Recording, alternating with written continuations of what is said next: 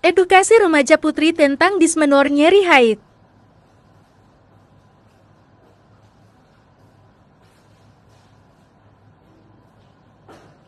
Baik, terima kasih. Selamat pagi semuanya adik-adik. Oke, perkenalkan saya Mariska Anastasia Sinaga, mahasiswa RPL S1 Kebidanan Universitas Adibuana Surabaya. Di sini penyuluhan pada pagi hari ini, di mana tujuan penyuluhan untuk memberikan pengetahuan dan pemahaman kepada remaja putri di sekitaran kompleks rumah sakit RSUP Manokwari dengan judul Edukasi Remaja Putri tentang Dismenore atau nyeri haid.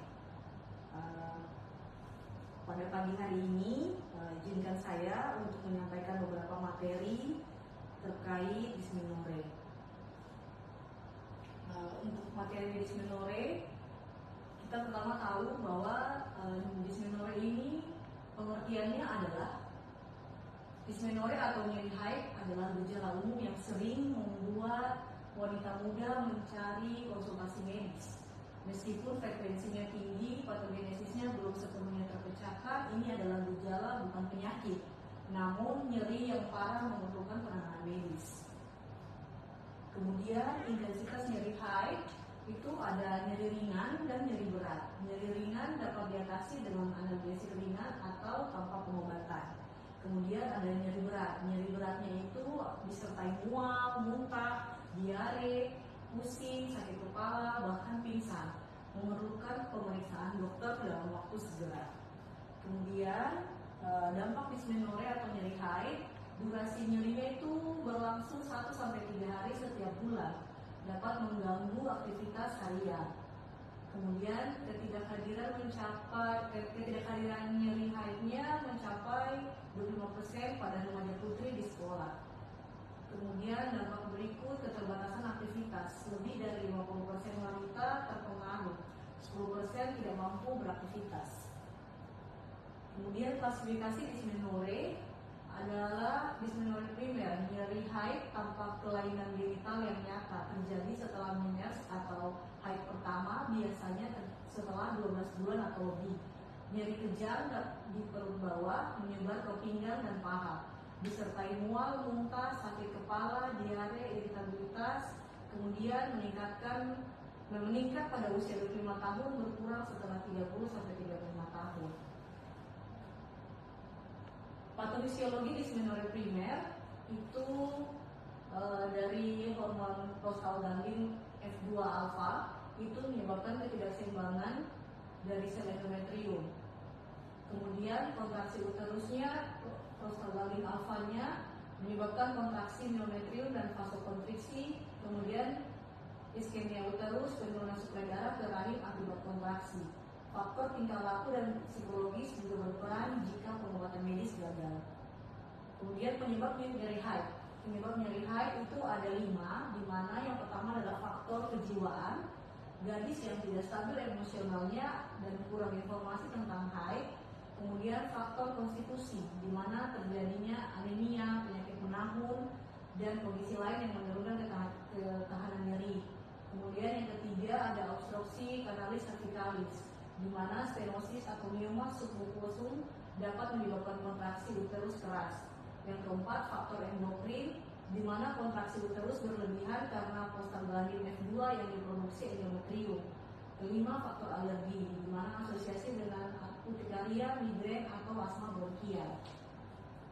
Kemudian faktor risiko dan komplikasi, di mana faktor risiko dismenore primer adalah minus usia lebih awal, berarti haidnya lebih cepat dari yang biasanya.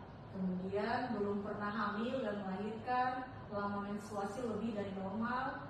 Kemudian komplikasinya kematian atau kemandulan jika dismenore sekunder diabaikan. Kemudian isolasi sosial dan depresi.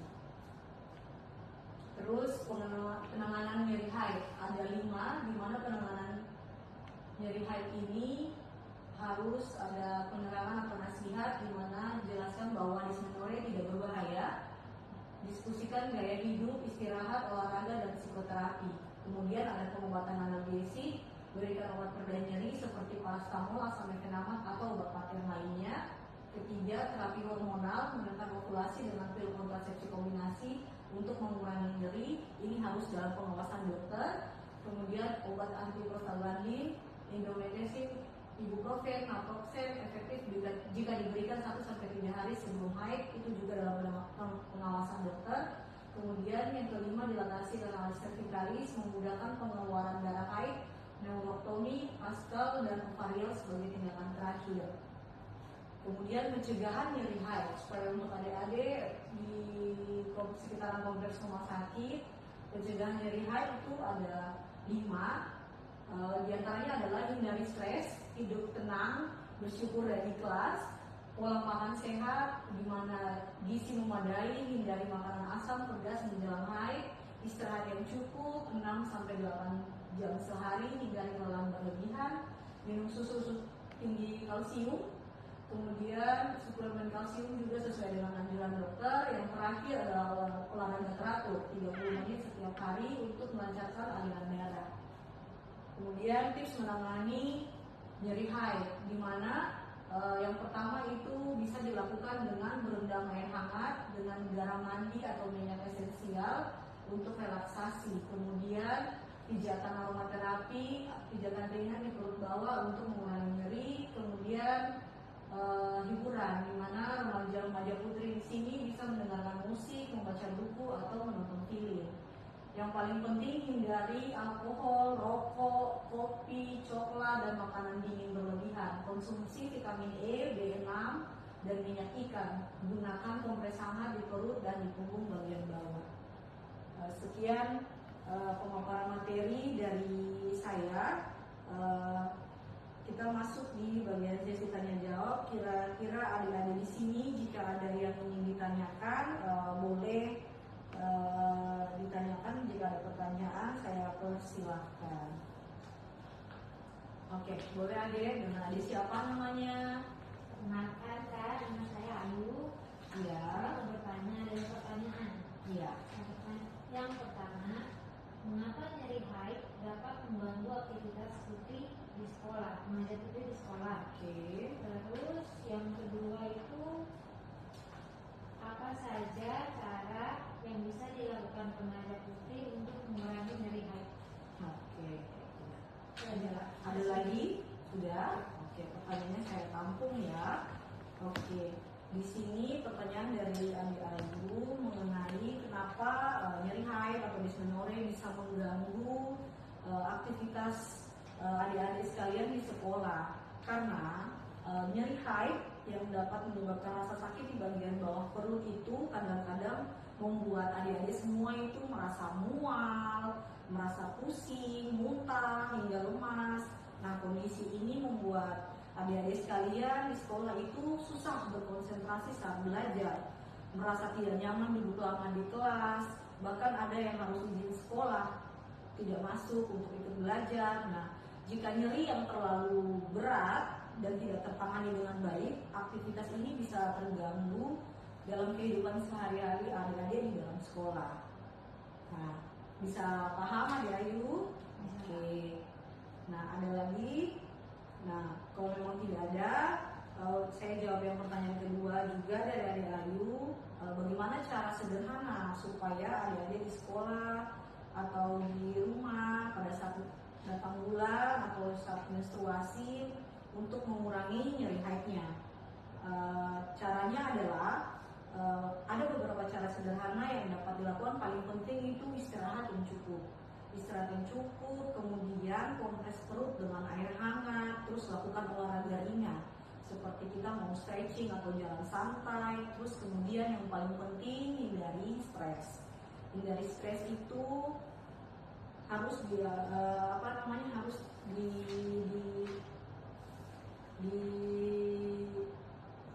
dilakukan oleh beberapa remaja putri dengan menghindari beberapa pikiran-pikiran negatif yang belum terpikirkan, yang tidak harus dipikirkan, tidak boleh dipikirkan. Selain itu, menjaga pola makan sehat, di mana minum air putih yang cukup, hindari kopi, hindari coklat atau minuman bersoda pada saat haid. Dapat juga membantu mengurangi nyeri. Jika nyerinya semakin berat atau semakin parah, boleh konsumsi obat pereda nyeri sesuai dengan anjuran dokter. Sudah paham Adik Ayu? Paham. Oke, baik. Kita lanjut ke sesi berikutnya. Kita evaluasi dari Adik Ayu bagaimana dari pertanyaan-pertanyaan yang tadi sudah dijawab. Apakah sudah paham? Kalau sudah paham bisa dijelaskan kembali apa isi yang tadi kita paparkan secara singkat. Oke Kak, penjelasan singkat yang dari pertanyaan yang dapat saya terima itu, mengapa nyeri haid dapat mengganggu aktivitas? Karena kondisi kita kan kurang fit, Ya. jadi mengganggu konsentrasi kita untuk belajar, kita fokus. Selanjutnya untuk mengurangi nyeri haidnya, mungkin kita bisa menjaga pola makan yang sehat, olahraga yang cukup, sama banyak istirahat. Oke. Dari Ayu sudah sangat luar biasa ya, sudah bisa menjabarkan kembali apa yang sudah dijawab. Tadi berarti sudah paham mengenai dysmenorrhea. Dysmenorrhea itu adalah nyeri haid. Itu saya ini lagi kembali, nyeri haid itu tidak berbahaya, tapi jika nyeri haidnya berlebihan atau sangat terasa berat dan mengganggu aktivitas, segera untuk dilakukan penanganan lebih lanjut, yaitu berkunjung atau berkonsultasi kepada dokter sehingga bisa mendapat obat anti nyeri sesuai dengan anjuran dokter. Dan untuk pencegahan nyeri haid tadi sudah terpaparkan, di mana harus hindari stres, pola makannya harus sehat, istirahatnya cukup, harus rajin minum susu tinggi kalsium, kemudian yang paling penting olahraganya yang teratur. Sekiranya itu saja dari saya. Saya ucapkan terima kasih atas kesempatan dan waktu yang adik-adik semua di sini telah hadir mendengarkan materi yang saya paparkan pada hari ini. Saya ucapkan terima kasih. Jika ada salah kata, perbuatan, tindakan dalam pemaparan materi ini, saya mohon maaf. Sekian dan terima kasih. Selamat siang semuanya.